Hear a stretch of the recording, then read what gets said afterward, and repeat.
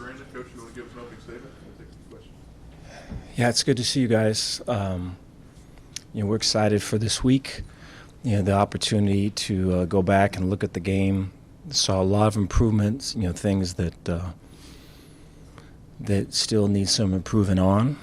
But I feel the ability to play with a little bit more edge on the offensive side, and then the reducing of the penalties and the increased discipline were all good signs. And so it's a beginning and it's a start. We're definitely going to be challenged coming up on Saturday. I just feel that as far as the view of who we want to be and consistently look like, I'd say Iowa State kind of is that in a lot of ways. And just they don't beat themselves. They are efficient with all their movements and kind of what they do. I think they're a tough outfit, and so a lot of respect for them, a lot of respect for their coach, and it is going to be a challenge for us, and so excited for that, and to see kind of how much we've grown in all of it. But with that, take any questions you guys got. Dave, how would you describe a typical Matt Campbell team? Is it going to be kind of strange not seeing Brock Purdy and Breece Hall out there? No, I appreciate that. Yeah, I think they are a little different. So they're throwing it more than what they have, and I think and then they're blitzing more than what they have too, and so if you infer just those pieces in terms of the last couple of years that I've been watching film, like we've been here, recently, I would say, he plays to the strengths of what they got, and so you could see that for sure. I think the identity of the physicality and running the ball and stopping the run and all of that for sure shows up, and that is still there. But I think the 11 personnel, the one back, one tight end, three receivers, and the throwing and how quickly the ball's coming out, I think is different and new. And I think the amount of blitzing, the weak side pressure is kind of slanting into tight ends and everything is not new, but more so. And so I think as you pull away from it and look at it with a real wide lens, it fits them and it allows them to be their best. And so I would say that. Coach, in terms of the kicking game, where's your comfort level with that if you're in a situation where you're down 30 and you need a field goal to tie the game, win the game? Really good. Yeah, I think there is I feel a lot of confidence there, and then I think the ability to always go for it on fourth down is going to be a factor with some of that too. And so whether it gets to that point, I think hopefully the more touchdowns that come as a result of just being aggressive on that particular down kind of adds up to a different end result. But then I also think, if we got down to it and we had to kick it through the uprights, feel completely confident in doing that. And our guys have been doing that in practice, and we go through a lot of 2-minute situations. You're going to go through some today, to start the week again, and we've been right on it with all of it, and so confident where that's at. If you guys use that expression of playing green, which I think you've described as playing fast, playing aggressive, how do you balance that with just, not being too reckless? Or, obviously you mentioned the improvement in the penalties this week. That was good. But, a guy not overrunning a ball carrier or something like that. Yeah. No, I appreciate it. It's a good question. I first look at that just outside of football. And so just, I think it goes to like how different it has to be to have like a real honest conversation with somebody, where they really can be forthright and say it in a way that's not ugly and all of it.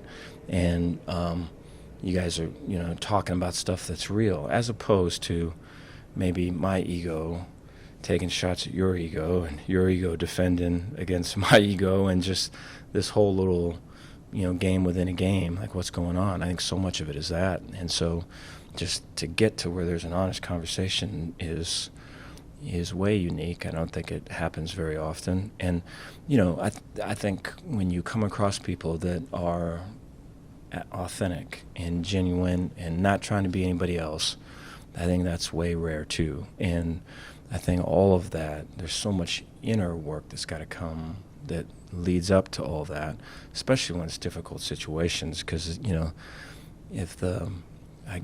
you go back to, I want to, to actors and the mask comes off and, should I put this mask on? Is it time for this other mask? And that whole thing. And so to get it to where there are no masks is way vulnerable for a lot of people. And so I just think the just as difficult as it is to be authentic in off the field, to get to where you are that type of authentic and genuine on the field is just as, because there has to come, first of all, like, well, hey, so this defense, you line up here, your eyes are on here, but hey, be alert for this check, or the tight end's here, you actually lined up there, and if the tight end motion's across, you got to shift to this, and if there's no backs, we're in this other defense, and if the tight end's not attached, then we're this other defense too, and and so you have to go through all of that piece, and then once you kind of get through that piece, then you start playing a little bit faster. All of our young guys are going through this now, and so, but then it becomes like, I'm frustrated that my math class was this, or that I had this learning specialist told me that I have to study and do all this stuff. And why do I have to do this? And I have a class at 8 o'clock. And why do I have a class at 8 in the morning? And you go, and then football becomes like an outlet for that. And so some of the stuff you see where the guys are just like running by guys and throwing their heads at guys and just all the stuff that's wrong. I mean, they're offloading all the stuff that they've been carrying. And so, that's not it. And so you got to go back and work on all that and get it to where, where the playing is really just an expression of your best self. And that takes a lot of work to do. And so to say that we have a bunch of guys that are doing that now would not be true. And so we're working to get that. Dave, do you have an update on, I'll list a couple names here, sorry, Tay, Ben, Monterey, Cole? I think Tay, is probably going to be a little bit longer. I think Cole will probably be could be a little bit longer. We're hopeful for Ben and Monterey. There's still tests that have to be taken for them to be kind of, given the green light, so to speak. But things are looking like that's going to be the case, but not yet. What about Khalil Keith? He's still a ways out. Dave, out of that running back room, what does Richard Reese uniquely give you? Is there something special that he brings? He hits the line of scrimmage fast, and so, there is a, we've talked about it some before, and it's really evident in the wide zone play where you're on the track, and we talked about the line of scrimmage can be kind of muddy water. And it sure would be great to have it really clean, crystal clear, and it ain't a lot of times. And so to play full speed on your track and get the 1 foot in the ground and go into what could be, I'm not really sure, is a whole thing in and of itself. And, he can do that really well. And I think that separates him from the beginning. But then I think, there's such an eagerness and such a heartfelt want to get better that's kind of driving him, and way appreciative of that. But then, on the other side, there is also a I wouldn't say innocence, but I would say, I think all the stuff and the and it's going to only grow as we go more, but all the the talk and just everything about him, I think he doesn't really care for it, which I appreciate so much. And so I think that just allows him to kind of be him, and it's just so cool for that to be the case. Coach, is there a change in maybe intensity or focus now that you're leading into conference play? I would say you would like for every week to be the same, and so like how you prep and how you talk and how you structure your practices. I think the ability to kind of not be waiting for remarkable stuff to happen, but to do the unremarkable with remarkable consistency is really what the key is. So you kind of have to,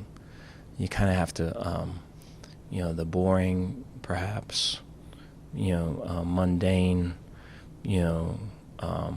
specific, detail-oriented things you really have to master, and so that takes a while to see those. If you're moving too fast and looking for big things, you'll miss all the little things. So I would say that. Now, I think within that, though, right, have been on teams to where when you get into a week, there's just an energy that's there and you feel it.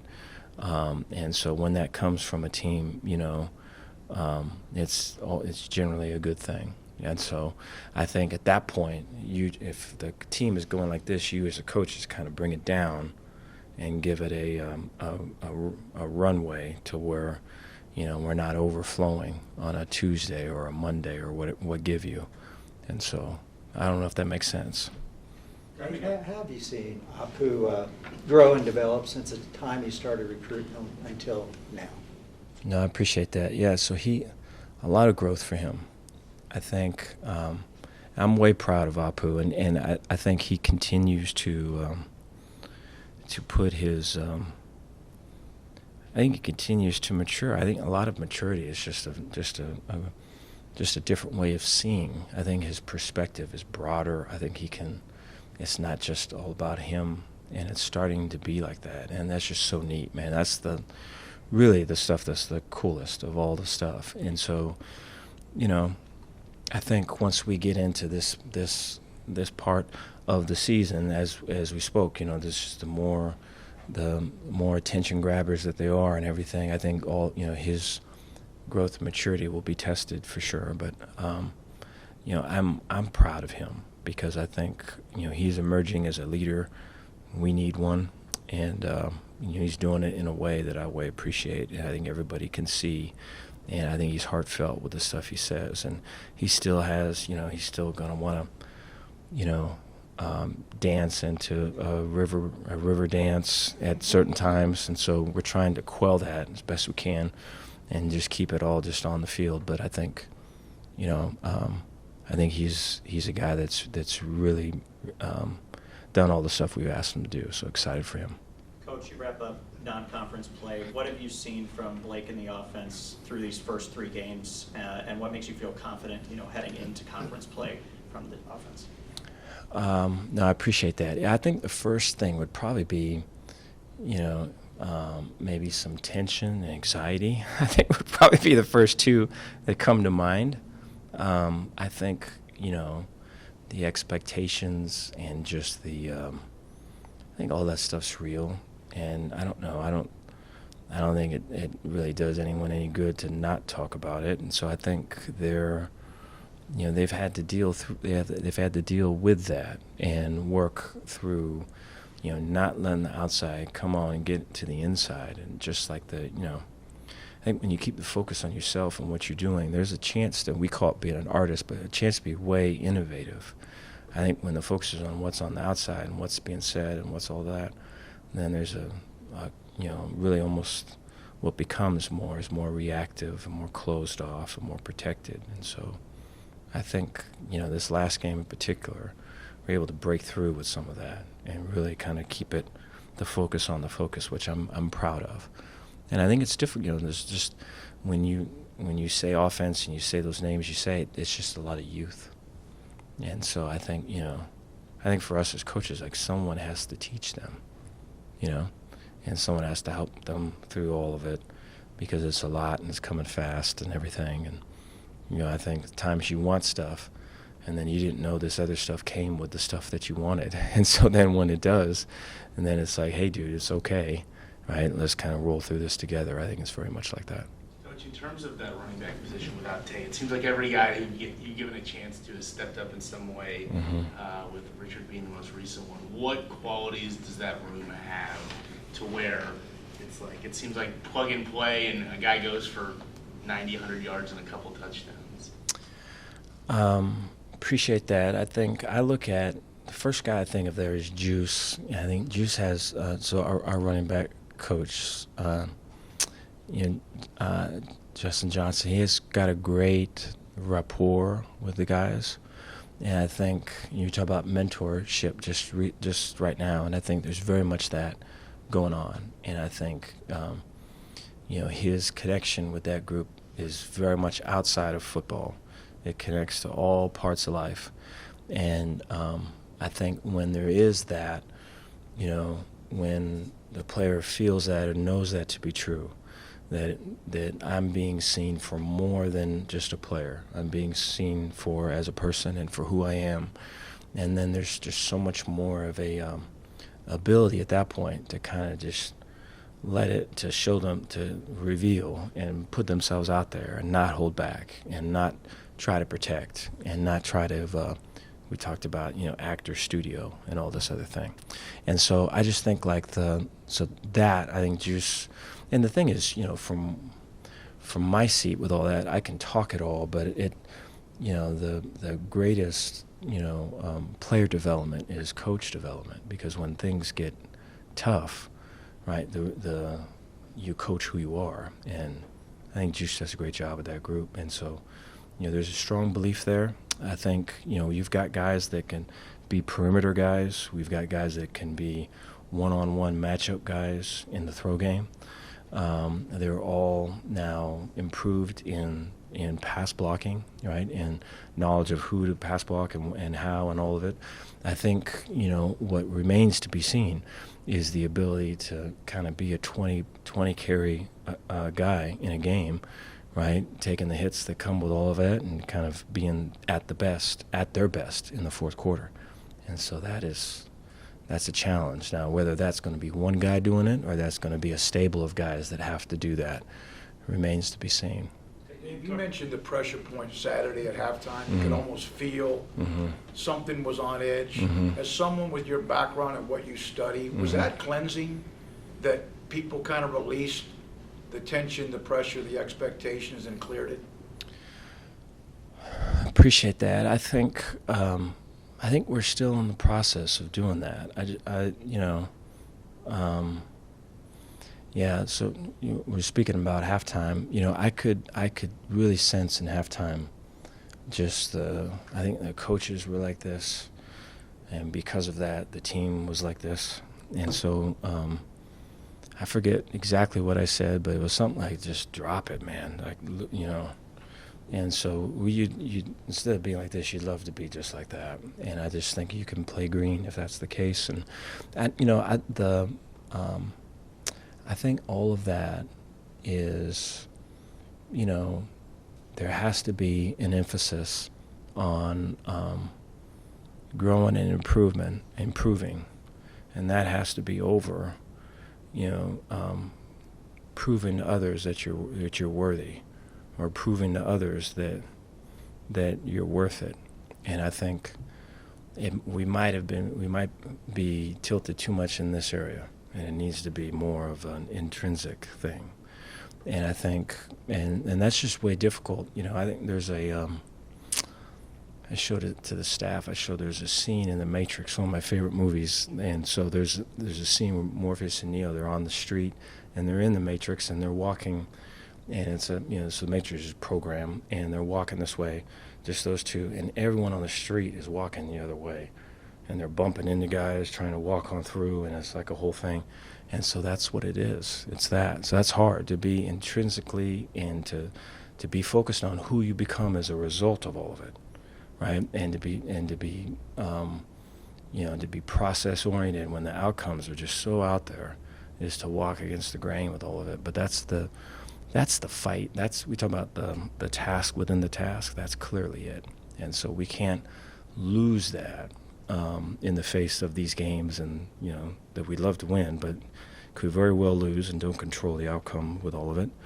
I think we keep the focus on these things. We'll continue to get better throughout the end of the year. Dave, you mentioned you want to see the offensive line play with more edge. Practically, how do you go about kind of coaching that in practice?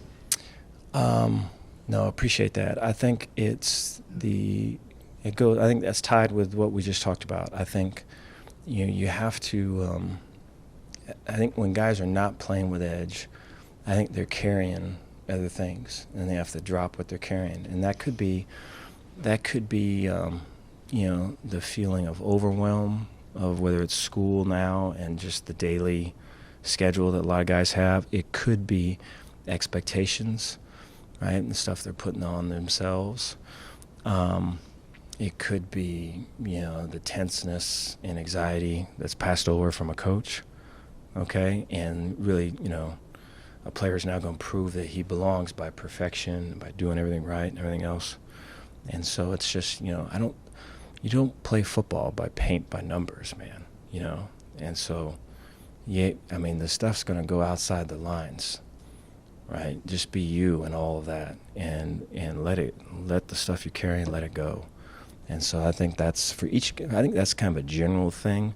That's a general talk right there, but for each dude it's way specific. So you have to see where guys are at and meet them there and work it out at that level.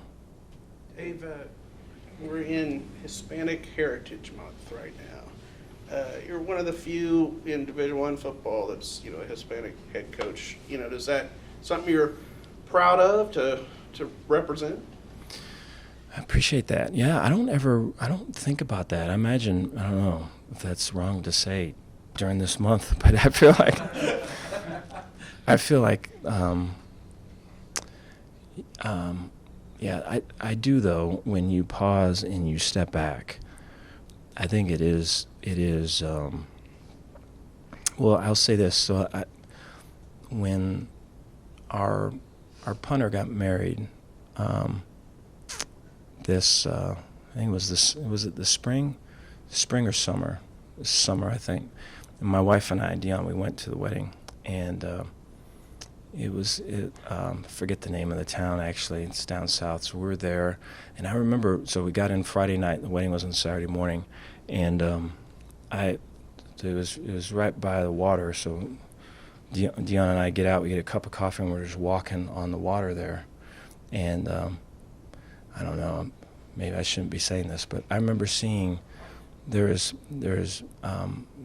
Mexican-American people there, and I remember seeing a Mexican-American in a suit, and it kind of paused me, because I remember, when was the last time I've seen a Mexican dude in a suit? And I went back to when I was in school. I was in high school when I lived back home where I'm from in Redlands. You're probably someone in my family, because generally when you see Mexicans, I don't know, for me, I don't really see that. You don't really see it. And so I remember seeing a guy in a suit, and I keep walking, then there's another guy, and I don't know, maybe it was something going on, maybe there's some type of conference or something, but I'm just seeing it. It's like it pauses you, and you just you get. I remember telling my wife kind of what was going on, and she was, I don't know, I'm hoping everyone's keeping up, because she was struggling to kind of keep up with it. But it's just, I think when, for people, like I could be that person in a suit, that's just way strong. And that is a real thing. Thank you all. Thank you, guys. Thanks, Dave.